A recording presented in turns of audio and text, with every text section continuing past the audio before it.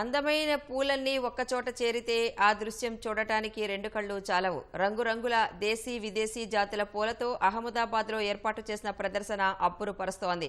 ప్రకృతి ప్రేమికులను అమితంగా ఆకర్షిస్తోంది. ఆహ్లాదకరమైన వాతావరణంలో జంతువులు, కార్టూన్ల ఆకారంలో రూపొందించిన పూల నమూనాలు చిన్నారులను కట్టిపడేస్తున్నాయి. ఆ ప్రదర్శనను మనము చూద్దాం.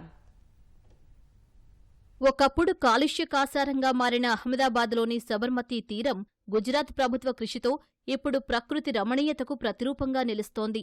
ఆ ప్రకృతి ఒడిలో ఇప్పుడు జరుగుతున్న పూల ప్రదర్శన సబర్మతీ తీరానికి కొత్త రంగులు అద్దుతోంది.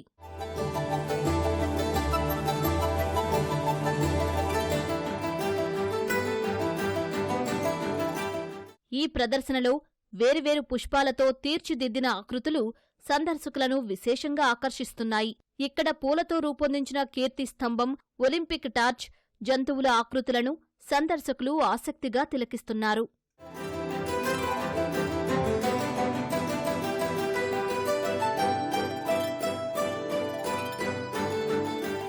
ఈ ప్రదర్శనలో చిన్నారుల కోసం ప్రత్యేక ఆకర్షణలు పొందుపరిచారు. హల్క్, చోటా భీం వంటి కార్టూన్ నమూనాలు అందరినీ అబ్బురపరుస్తున్నాయి. ప్రతి నమూనాకు ప్రత్యేక క్యూఆర్ కోడ్ ఏర్పాటు చేశారు. ఆ కోడ్ను స్కాన్ చేస్తే ఆ ఆకృతికి సంబంధించిన సమగ్ర సమాచారం తెలుసుకునే ఏర్పాట్లు చేశారు.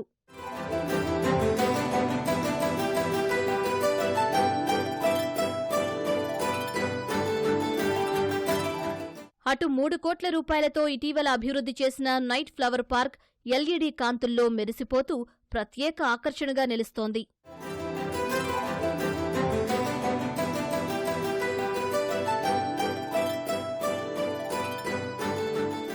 ఈ ప్రదర్శన కోసం గుజరాత్ ప్రభుత్వం 15 కోట్ల రూపాయల వ్యయం చేయగా నగరవాసులకు ఆహ్లాదకరమైన వాతావరణాన్ని కల్పించడం, పిల్లలకు విజ్ఞానం కల్పించాలనేదే తమ ఉద్దేశమని తెలిపింది.